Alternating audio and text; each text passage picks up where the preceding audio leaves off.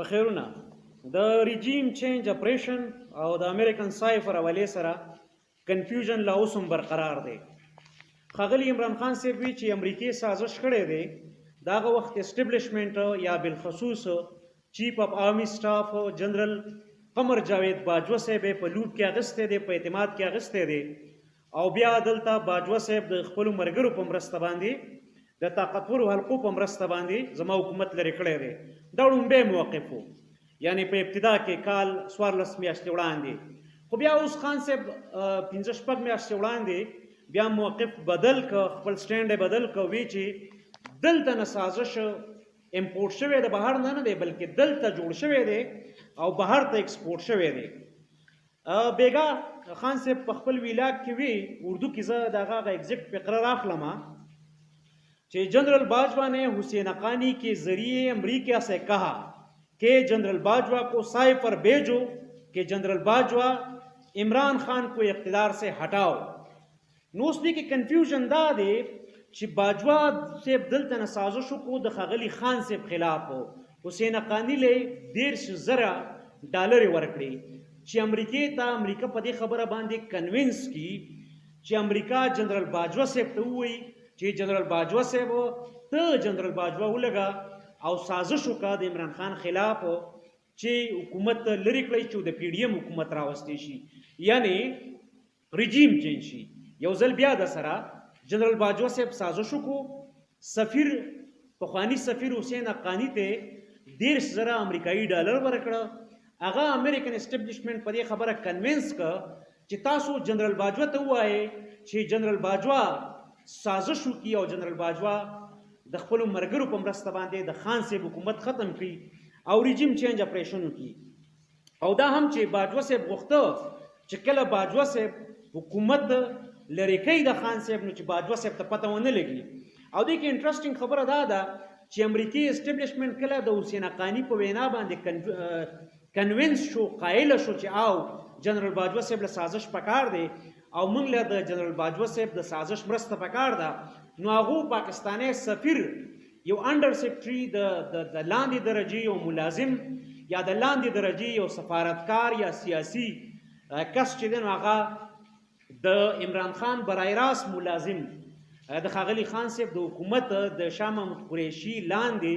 چې کوم سفیر و نو هغه ته ووایي چې ښاغلی باجوہ صاحب غواړي چې موږ د ښاغلي باجوہ صاحب سازش کړی دی چې موږ سازش وکړو د عمران خان صاحب خلاف او باجوہ صاحب ته واپس ووایو چې ته سازش وکړه د خان صاحب خلاف او د خان صاحب حکومت لرې کا. په داسې حالت کې چې باجوہ صاحب درنه خبر نشي، د دې عمل نه باجوہ صاحب هم هغوی نه خبرول غوښته، یعنی پیغام را رسولو. سایفر بیګا خان صاحب وی چې دا د باجوہ په نوم راغلی دی یا باجوہ د پاره راغلی و، باجوہ صاحب د پاره راغلی و. خو انټرسټینګلی امریکن اسټبلیشمنټ د بیوقوفۍ ته د بنده کنفیوژن راشي چې تاسو سازش کوو نو بیا ستاسو یو سفارتي اهلکار یا یو سیاسي اهلکار متلقه ملک سفیر ته دا ویله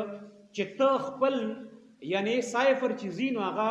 ډیفینیټلی فارن منسټرۍ ته ځي، ته خپل فارن منسټري خبر کا چې باجوہ صاحب سازش کړی دی چې موږ د ستا خلاف سازش وکړو او د دې سازش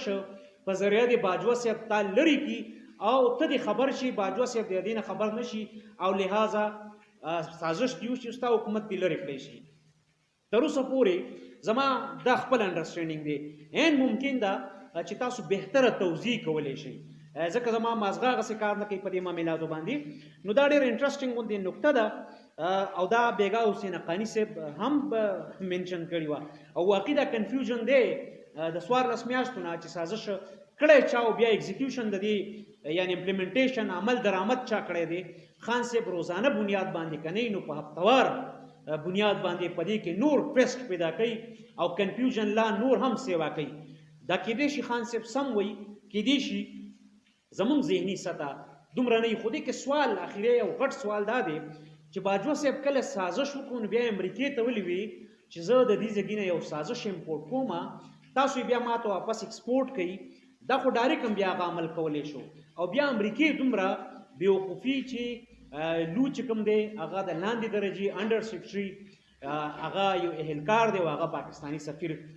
امجد مجید ته ویلي دي چې ته خپل فورن منسټري ته دا خبر ورکړه چې موږ باجوه صاحب ته اجازت دی چې هغه ستا خلاف سازش وکړي. سو اټس ریلی ا بگ هیوج کنفیوژن.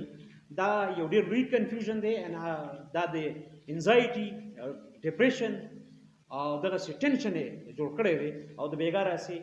نه صرف زه بلکې ډېر خلک په دې موضوع باندې سوچ کوي چې دا سازش د کوم اړخه شوی دی څنګه کامیاب شوی دی بیا او سره د دې چې خان صاحب ته خبر شوی دی خو سایفر چې کوم دی نو دا خان صاحب ته راغلی و چې باجوه صاحب ته خبر نشي چې باجوه صاحب کوم سازش کړی دی نو د باجوه صاحب په وینا حسین حقانی د باجوه صاحب پیغام امریکې ته رسولی دی. امریکا د باجوه صاحب سره په دې متفق شوي ده چې باجوه صاحب دې د ښاغلي خان صاحب حکومت یا رژیم بدل کړي. نو دا هغه کنفیوژن دی چې د دغه یو ټکي نه یا د دغه یو نوم نه زیات تاویږي ریپیټډلی چې باجوه صاحب سازش ایکسپورټ امپورټ یعنی ایگزم. نو د وخت راکولو او که ما کلیر کولی شي نو د کنزل نه بغیر ځکه زه پوهېږم چې ځینې خلکو ته به دا کنفیوژن نه ښکاري کیدای شي زما انډرسټینډینګ نه وي نو کنزل خو بیا د هغې روایت دی. بهرحال خبره کول زما حق دی. باقي هر سړی د خپل تربیت مطابق خامخا نو څه ویل غواړي پکار ده چې دلیل جواب د سوال جواب په دلیل باندې او په سیاسي انداز ورکړی شي نه چې په کنځلو باندې. د ټول د وخت راکولو او د اورېدو بهرحال یو جهان مننه.